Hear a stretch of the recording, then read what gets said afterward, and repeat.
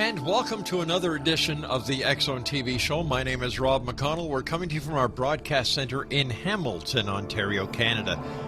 Our website, www.xzonetv.com, and you can always listen to the X-Zone radio show at www.xzoneradiotv.com.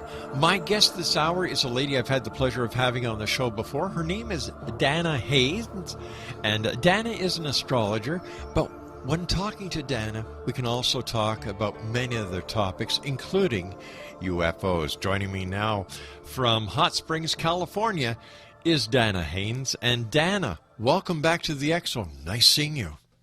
Good seeing you again, and I love doing your show. Oh, you're a sweetheart. I want to congratulate you on your new book, The Soul's Time Machine. Give us a little bit of information about your book. Well, the book tells you why I became an astrologer, and then it tells you about some of the celebrities I've met, such as Merv Griffin and Nancy Reagan and Damian Jones, who is a producer. I have a lot of producers as clients, but I tell you about how I got there, but I also tell you about how I forecast, because I've always been very accurate in forecasting. I got 9/11 4 years before it happened, and people said, how did you do it? Well, by doing charts of individuals. You see a trauma coming in, and then you have to go looking for the trauma. And I was able to do it, and it's all on tape. I did it 4 days before a radio show that I was doing in Palm Springs, and I warned people about flying into New York and Washington, and of course it happened. And you can't get that kind of accuracy without really studying a long time. So in the book, I did forecasting as well as talking about clients. Tell me, Dana, whose chart was it that you were doing that you were able to depict and to pinpoint the atrocities of September the 11th, 2001? Well, actually, it was with an art dealer in New York City was my first one, and I pinpointed in his chart that there was going to be explosions in buildings right beside him, and he was in one of the buildings right beside the Twin Towers. And when it happened, he said he remembered, because it was 4 years earlier, right. And he phoned me up when he could, which was some time past the event. But he phoned me up and he called me a witch. He said, "You're a witch. How did you do this?" And he's been with me even before, 10 years before he's been a client. But I knew his chart well, and so then I started looking at other charts. And I was amazed how many people had the event in their chart, but they all had to be flying, people who flew, and the people who lived in New York, especially, since it was the hardest hit.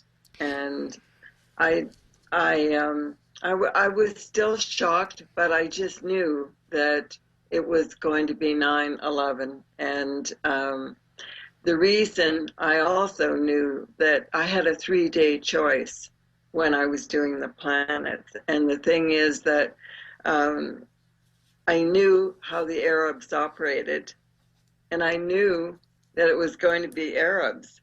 And I thought, my goodness, they use what we call master numbers, like 11, 22, 33. And they also use 9. So I was able to pinpoint the date easily. Let me ask you, here you've got this information of a catastrophic event. Thousands of people are going to die. What do you do with this information? Do you go to the authorities, or do you just sit on it? Well, with that one, I sat on it because I I did. Well, I didn't really sit on it. I warned all my clients, Right. and I warned as many people as I could that I knew were around in New York City. And in Washington, I told people, but I didn't go to the authorities. No way. It's a point that I see a lot of things, and the authorities know it. I pegged the Yugoslav war to the day, and I was doing a show in New York, and the authorities came in wondering how I knew what day the war was going to start. And it was just easy for me because wars are easy to pick. Dana, stand by. You and I have to take our break. Exonation Okay. Dana Haynes is our special guest. www.astrologyworldnews.com. That's www.astrologyworldnews.com. My name is Rob McConnell. This is the X Zone. We'll be back on the other side of this break. Don't go away.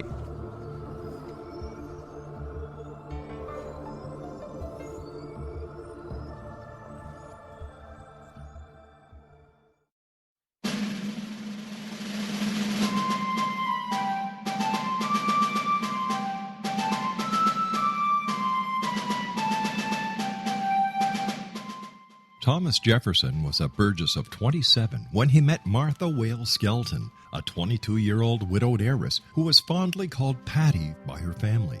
They were married on January the 1st, 1772, and they took up residence in a cabin on the building site on top of a Virginia mountain that Thomas had named Monticello.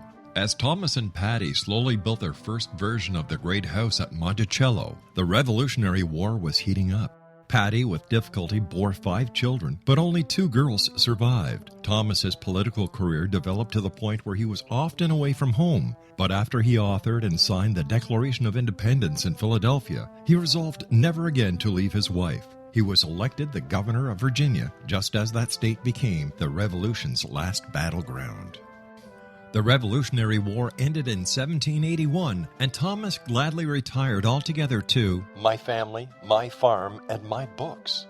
But Patty continued to want to bear her treasured husband a son, and late in the summer of 1782, she died of kidney failure at the age of 33, 4 months after having borne yet another girl.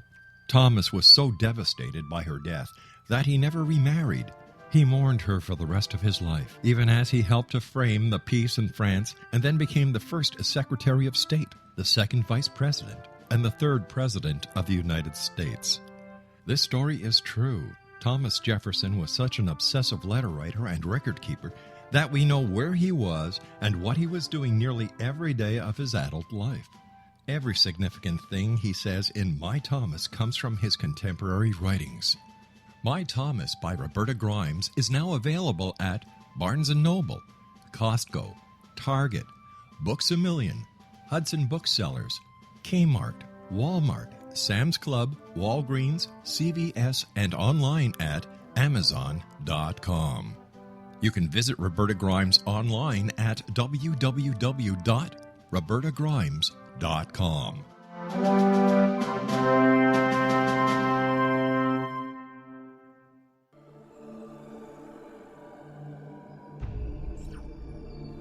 Welcome back, everyone. My guest this hour is Dana Haynes. Now, she is an astrologer, but she also has experience with UFOs. But before we get to UFOs, let's talk more about astrology. How does astrology work, Dana? Everybody asks me. They think you have to be psychic, and you don't. Because if you really understand what the planets represent, and the sun and the moon, it makes a big difference because you can go in and you can pinpoint details. And so a person needs either an event timing or a birth date with their time for me to set up a chart. If they don't have a birth date and time, and some people don't have birthdays, I take events in their life and run it backwards, and then I tell them what time they're born, and so they've checked it out. a few times where people said they didn't know the time and they did. And so I'd work their chart back, and I got the time. I was within 1 minute. And so it's interesting that when you set up a chart and you place all the planets in a circular manner, you can tell exactly who the person is and what's going on. So the same thing for an event. And if you want to know about a contract, if you want to know about should I sell a house, I go looking for this, and I actually set up a chart, and then I turn things around in this chart just to see what's going on. And it's interesting with the details that the people come back all the time, and they just say, "Oh, you read me, and you told me all this stuff, and every single thing happened." And you know, they have choices. They still have choices within a framework when they're picking things out in their life, but they seem to always do what I see that's coming up. Let me ask you something. You know, in every newspaper in the United States, Canada, and I'm sure in the rest of the world, there's always an astrology section. Growing up in Montreal, I used to read the Montreal Star and the Montreal Gazette. Sidney Omar was the astrologer. And it always amazed me how this astrologer, using the 12 different signs of the zodiac, would always come up with something that everyone could associate within their astrological chart. How does that work? Well, it's very difficult to write a column in the newspaper. Everybody thinks it's easy, and everybody has their own system. But basically, if you draw a sun sign chart for every single sign and you place the planets, there are details you can pick out that will occur in their life. And it's sometimes the luck of the draw as to what Sidney would have picked. But usually he was very good at picking out items that people could associate with.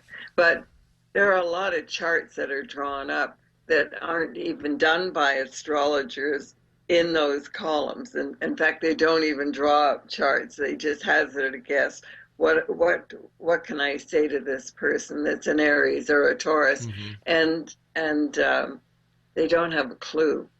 And people don't recognize that there's those columns done by astrologers, and there's the columns done by anybody who shows up and is asked to write the column.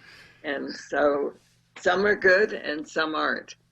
One of the best ones is the Town and Country magazine. And it's done by a lady who is very accurate, but it's a monthly column. But Sidney was terrific at doing the daily. He certainly was. What was it that happened in your life? And this is a question I want you to think about as we go to this break. What was it in your life that made you or pushed you into the direction of becoming an astrologer? Exonation, my guest this hour is Dana Haynes. Her website is www.astrologyworldnews.com. That's www.astrologyworldnews.com. And Dana and I will be back on the other side of this commercial break as we continue here in the X Zone from our broadcast center in Hamilton, Ontario, Canada. Visit us online at www.xzonetv.com, and you can always listen to the X Zone radio show 7/24/365 at www.xzoneradiotv.com. My name is Rob McConnell. This is the X Zone, a place where people dare to believe and dare to be heard. We'll be back on the other side of this break. Don't go away.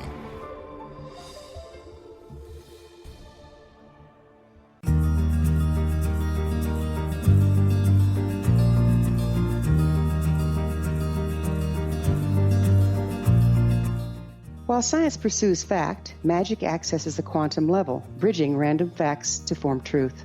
As long as science and magic remain separate and polarized, the truth cannot be known. I'm Wilda Wiecka. Join me on the Science of Magic radio program dedicated to unification and evolution of consciousness. During each episode, I'll be speaking with experienced and respected scientists and mystics.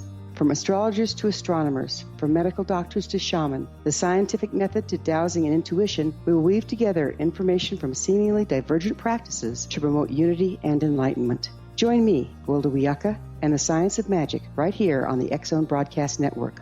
For more information, visit www.thescienceofmagic.net.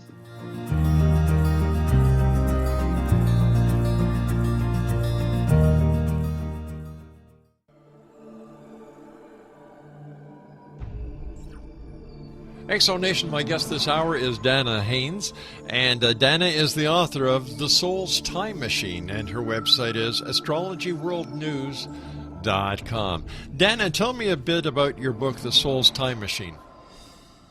Well, I will answer your question. That'll tell you a lot. Okay. That my aunt was a tea leaf reader, and she was excellent. And so I wanted to be one. Mm-hmm. And so she set me up to read a cup full of tea leaves.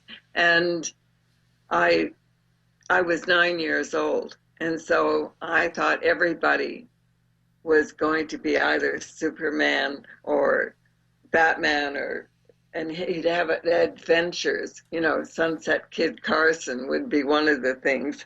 And so I told my aunt what her life was like. And I had all those adventures there. And she said, well, you don't have any talent. There's no way you're going to be doing tea leaves. And we did have a number of women who could read tea leaves over the years. And so I got angry because she told me I couldn't read tea leaves. So my mother was into astrology and numerology. So I started reading all of her books because I wanted to read the future. And so I ended up reading all of the books, studying, and became an astrologer.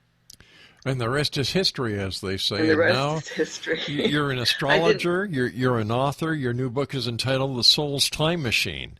Mm-hmm. Tell me about that book.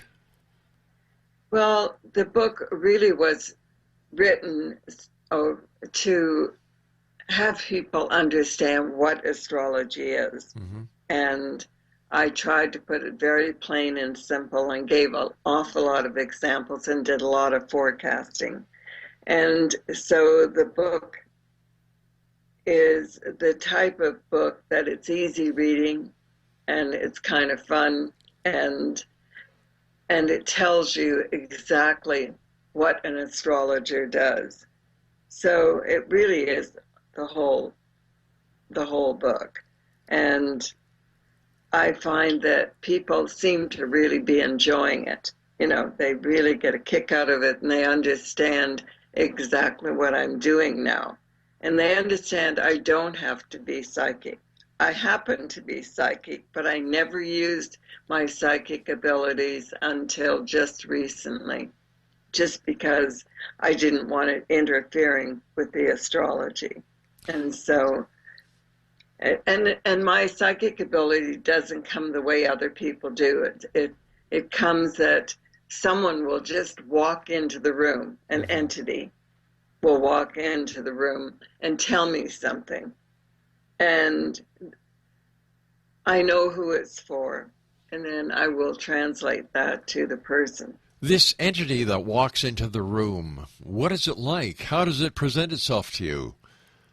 Well, it depends on what age they died, because they need recognition for the person involved. And so one time I had a young boy that was bleeding from the head. Mm-hmm. And I looked at him, and he was about 18, and I saw him and I said, what are you doing here? And I was in a session with a woman that I knew didn't lose a son or anyone else. So I thought it had nothing to do with her. So anyway, the boy said to me, I was in a car accident, and you have to tell this woman she has to go see my mother. And tell her I'm okay. And I said, why? And he said, because my mother is going to try suicide. And so I thought, wow, do I tell this woman? So I looked at her and I said, I have a young boy who was in a car accident, and he's here right now. He's just interfering with our session. And he wants you to go and see his mother. And she said, well, I can't do that. I don't know her, because she knew what the car accident was. And I said, well, what was it? And she said, well, there were 3 boys, and one died, and that's who this was. And one is in the hospital still, and my son is fine. And I said, all right. So the boy needs you to go and see his mother because she's going to try suicide. So she didn't want to do it, but I asked her to do it. And then she admitted that the other boy in the hospital was in a coma, woke up, and then told his mother that this boy was here. And he said he's going to be okay. And then he went back into this coma. And the boy ended up being okay. The mother didn't go to the woman didn't go to the mother. And the boy came back in another session 1 week later and said to me, she didn't go. All right, Dana, please stand by. We've got to take our break. Exonation, Dana Haynes is our special guest. Her website is astrologyworldnews.com. We'll be back on the other side of this break as we wrap up this edition of the X Zone TV show. My name is Rob McConnell. Don't go away.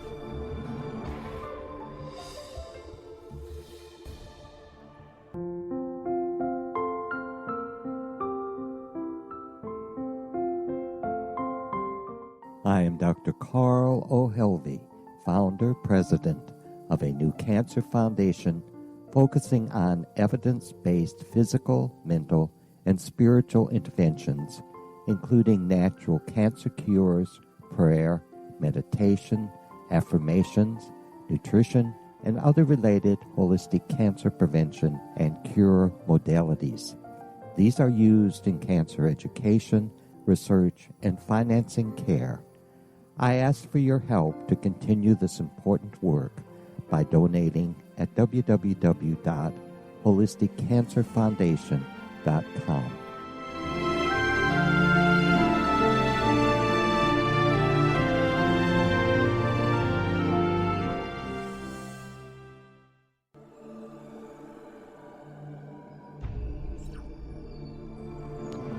Dana Haynes is our special guest this hour here in the X Zone. Her new book, The Soul's Time Machine, is available on Amazon.com, and her website is astrologyworldnews.com. Dana, tell us your experiences with UFOs. Well, if anybody remembers Dr. Hynek, who doesn't? And I think they do. Sure. He came up to Canada and he actually introduced me to how to tell what a UFO is. And he proceeded to tell me that he actually had to tell people, meaning the public, that Venus was over the horizon, this was swamp gas, anything but telling the public that it was a UFO. And so there was a lot of controversy with our work, but there were in Canada, but there was a lot of controversy with the United States, of course. And then you find out that the U.S. has all kinds of files saying that there isn't any UFOs. In actuality, there is. And it's now being put out there, but it's still not being put out there to the public as much as it should. And so I keep track of all the information. I don't do as much UFO hunting as I used to do. But the thing is that I did see 3 sightings in one night just a month ago. And I was shocked by it because there were 3 of them just overhead of me, and they were not that close, but they were definitely UFOs. And all of a sudden, they just took off, but they were absolutely still in the heavens, when I watched them. And I actually had a convertible, so I pulled over and looked at them. But there are a lot of sightings right here in Desert Hot Springs. Mainly we're desert, and 2, they come around a great deal. And what they do is either they shoot off and disappear, or they just disappear right in front of your eyes.